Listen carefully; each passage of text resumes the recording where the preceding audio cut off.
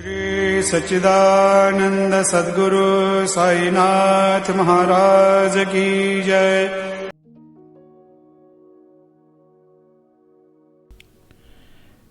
Sri Sai Satcharitra, Chapter 6, Ram Navami Festival and Masjid Repairs. Efficacy of the touch of the Guru's hand. Ram Navami Festival, its origin, transformation, etc. Repairs of the Masjid.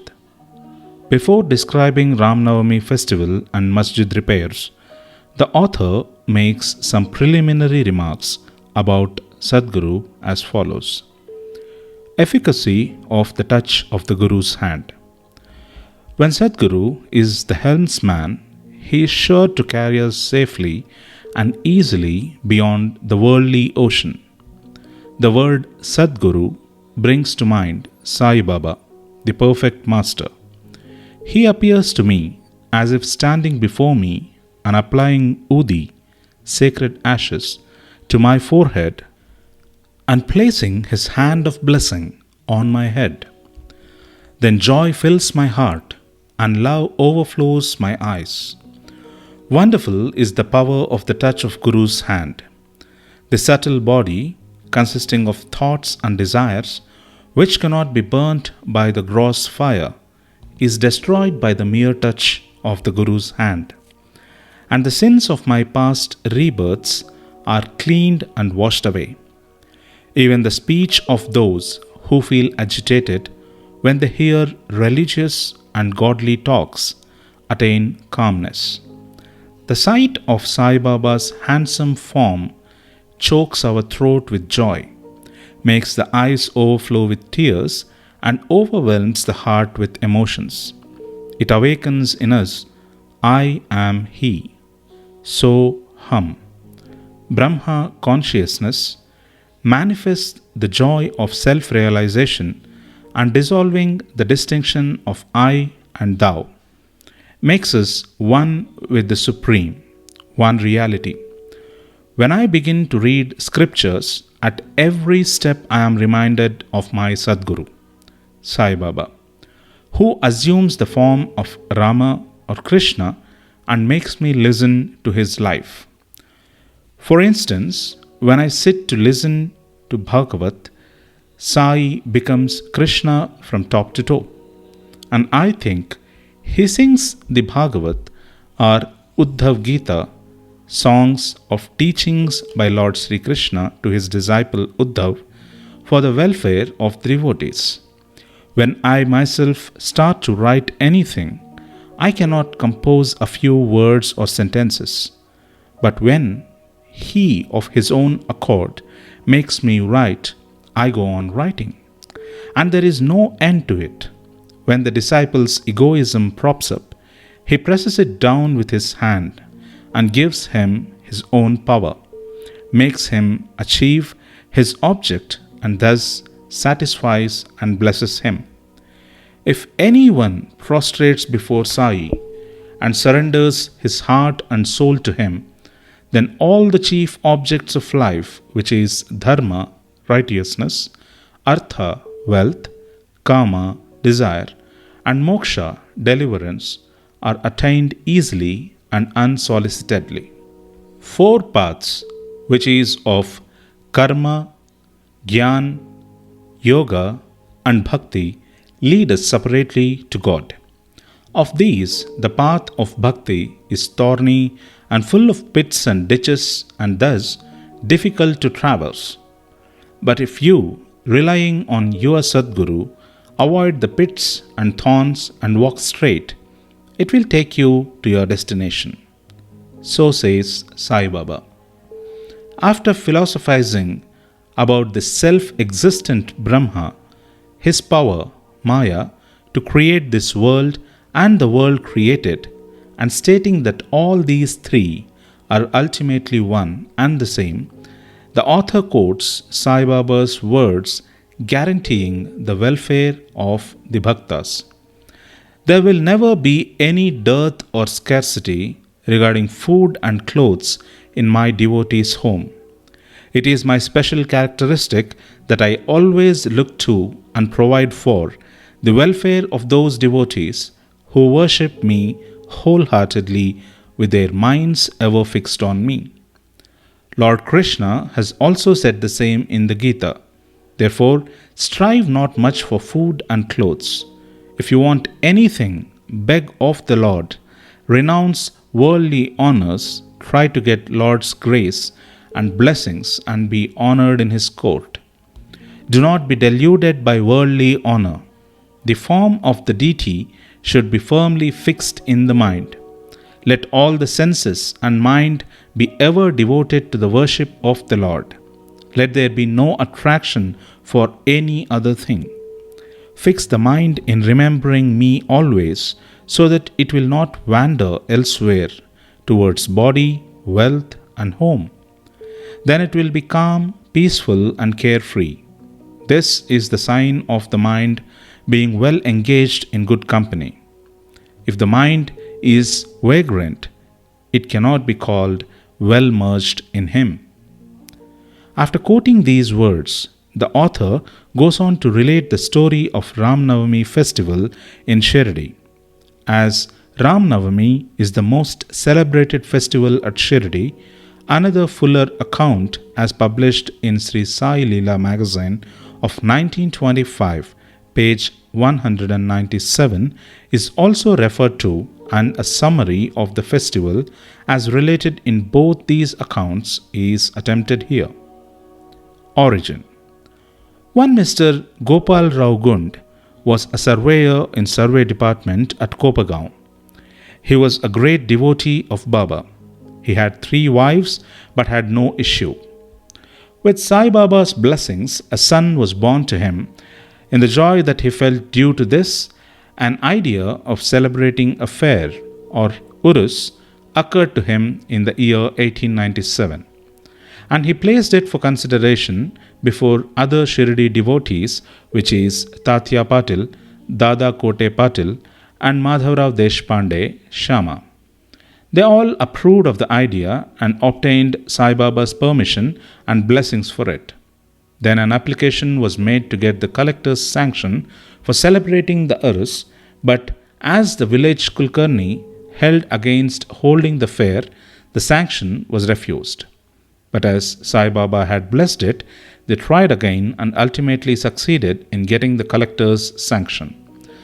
The day for the Urus was fixed on Ram Navami after having consultation with Sai Baba.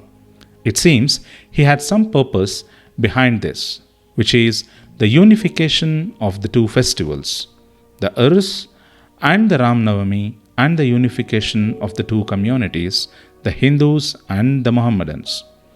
As future events showed, this end or object was duly achieved.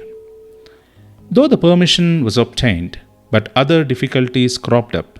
Shirdi was a village and there was scarcity of water. There were 2 wells in the village. The one in use dried up soon, and the water from the second was brackish. This brackish water was turned into sweet water by Sai Baba by putting flowers into it. As the water of this well was insufficient, so Tatya Patil had to arrange to get water from outside. Temporary shops were to be constructed and wrestling bouts arranged. Gopal Rao Gund had a friend by name Damu Anna Kasar of Ahmednagar.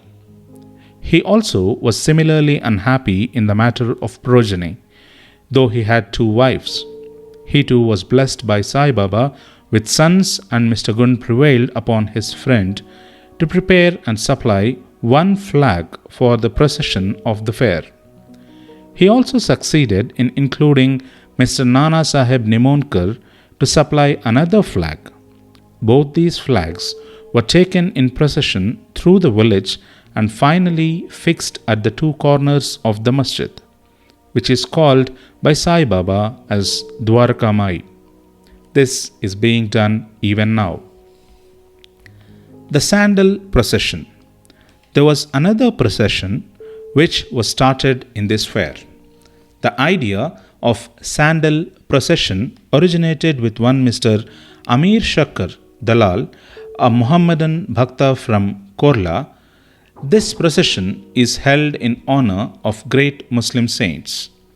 Sandal, that is chandan paste, and scrapings are put in the thali, flat dishes, with incense burning before them and carried in procession to the accompaniment of band and music through the village, and then, after returning to the masjid, the contents of the dishes are thrown on the nimbar, niche, and walls of the masjid. This work was managed by Mr. Amir Shakkar for the first 3 years and then afterwards by his wife.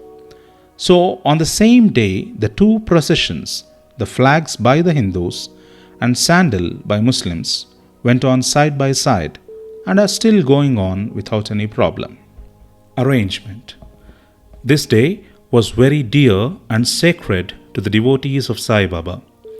Most of them turned up for the occasion and took part in the management of the fair. Tatya Kote Patil looked to all outward affairs while the internal management was entirely left to Radha Krishnamai, a female devotee of Baba. Her residence was full of guests on the occasion and she had to look after their needs and also arrange for all the paraphernalia of the fair. Another work which she willingly did was to clean and whitewash the entire masjid, its walls and floor, which were blackened and were full of soot on account of the perpetual dhuni, sacred fire, of Sai Baba. This she did during the night when Sai Baba had gone to sleep every alternate night in the Chavadi. She had to take out all the things, including the dhuni, and after thorough cleaning and whitewashing, replace them as they were before.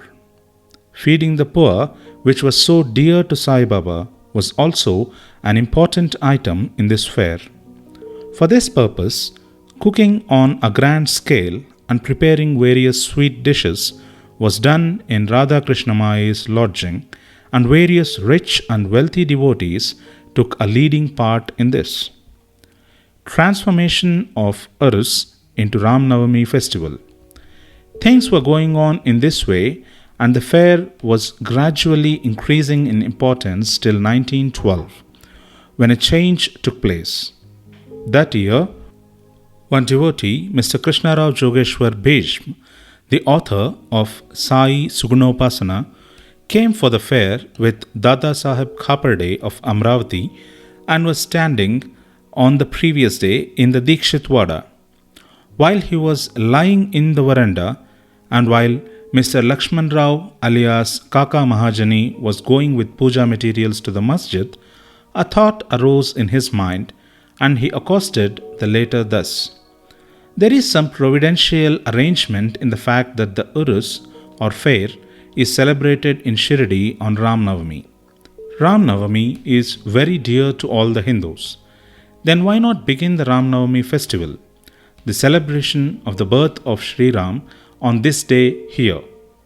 Kaka Mahajani liked the idea and it was arranged to get Baba's permission in this matter.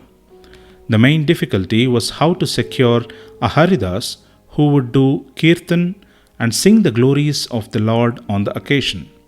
But Bhishma solved the difficulty by saying that his Ram Akhyan, the composition on Rama's birth, was ready and he would do the kirtan himself, while Kaka Mahajani should play on the harmonium.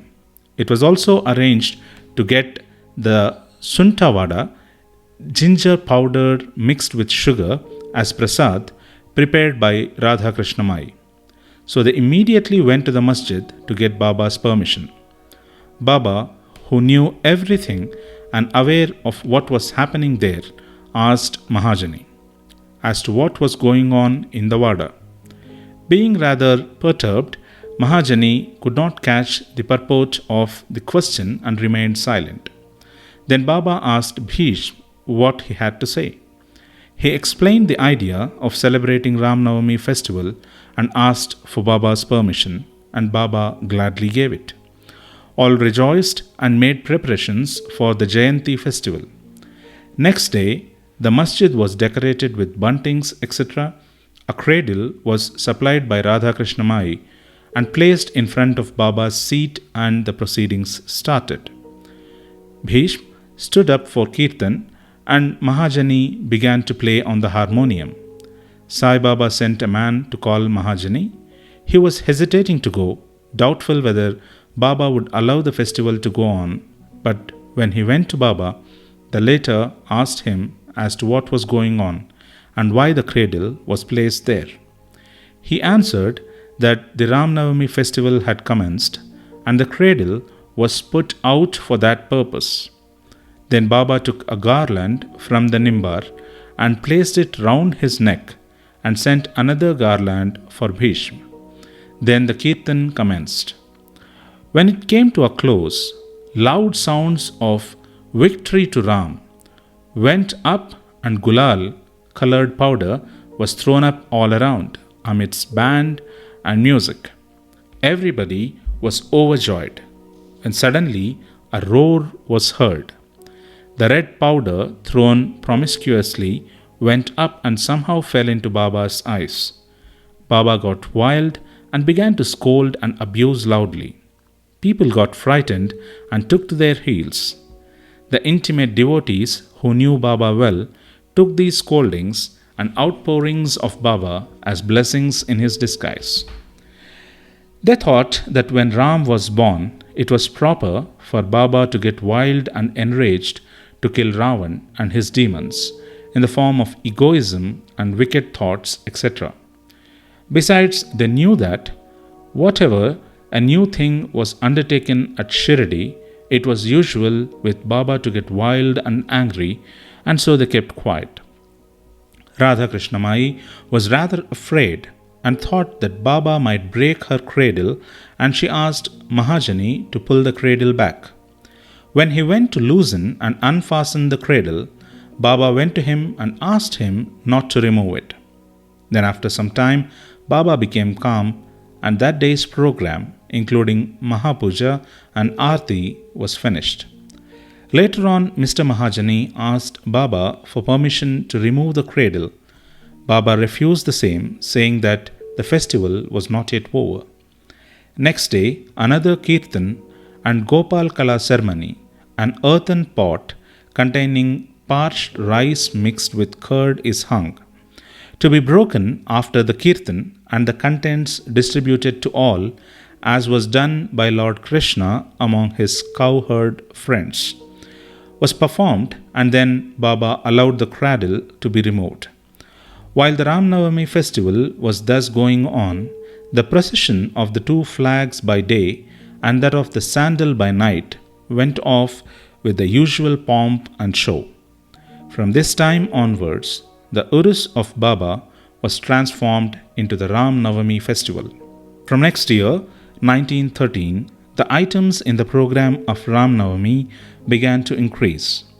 Radha Krishnamai started a Naam Saptah, singing the glory of God's name continuously day and night for 7 days, from 11th day of Chaitra. For this, all devotees took part by turns, and she also joined it sometimes early in the morning. As Ram Navami festival is celebrated in many places all over the country, the difficulty of getting a Haridas was felt again. But 5 or 6 days before the festival, Mahajani incidentally met Balabua, who was known as Modern Tukaram, and got him to do the kirtan that year. The next year, 1914, another Balbua, Satkar of Birhad, Siddh Kavate, district Satara, could not act as a Haridas in his own town, as plague was prevailing there, and so he came to Shirdi. With Baba's permission, which was secured through Kaka Sahib Dikshit, he did the kirtan and was sufficiently recompensed for his labor. The difficulty of getting a new Haridas every year was finally solved from 1914 by Sai Baba, as he entrusted this function to Das Ganu Maharaj permanently, and since that time he has been successfully and creditably conducting that function until now. Since 1912, this festival began to grow gradually year by year. From the 8th to the 12th of Chaitra, Shirdi looked like a beehive of men. Shops began to increase, celebrated wrestlers took part in wrestling, feeding of the poor was done on a grander scale. Hard work and sincere efforts of Radha Krishnamai turned Shirdi into a Sansthan state. Paraphernalia increased, a beautiful horse, a palanquin, chariot, and many silver items, utensils, pots, buckets, pictures, mirrors, etc. were presented. Elephants were also sent for the procession. Though all this paraphernalia increased enormously, Sai Baba ignored all these things and maintained his simplicity and modesty as before. It is to be noted that both the Hindus and Mohammedans have been working in unison in both the processions during the entire festival, and there has been no confrontation or quarrel between them at all so far. First, about 5,000 to 7,000 people used to gather, but that figure went up to 75,000 in some years. Still, there was no outbreak of an epidemic disease nor any riots worth the name during past so many years. Repairs to the masjid. Another important idea occurred to Gopal Gund. Just as he started the Urus or fair, he thought that he should repair and renovate the masjid. So in order to carry out the repairs, he collected stones and got them dressed. But this work was not assigned to him. This was reserved for Nana Sahib Chandorkar and the pavement work for Kaka Sahib Dikshit. Initially, Baba was unwilling to allow them to have work done, but with the intervention of Mahal Sapati, a local devotee of Baba, his permission was secured. Baba took a small gadi for his seat, discarding the usual piece of sackcloth used till then. In 1911, the Sabha Mandap courtyard was also put in order with great labor and effort. The open space in front of the masjid was very small and inconvenient. Kaka Sahib Dikshit wanted to extend it and put a roofing on it. At great expense, he got iron posts, pillars, and trusses and started the work. At night, all the devotees worked hard and fixed the posts. But Baba, when he returned from Chavadi next morning, uprooted them and threw them out. Once it so happened that Baba got very excited, caught a pole with one hand and began to shake and uproot it, and with the other hand caught Tatya Patil's neck. He took by force Tatya's peta, struck a match, set it on fire, and threw it in a pit. At that time, Baba's eyes flashed like burning embers. None dared to look at him. All got terribly frightened. Baba took out a rupee from his pocket and threw it there, as if it were an offering on an auspicious occasion. Tatya was also much frightened. None knew what was going to happen to Tatya, and none dared to interfere.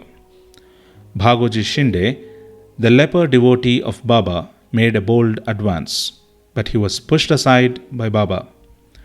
Madhav Rao was also similarly treated, pelted with brick pieces. So all those who went to intercede were similarly dealt with.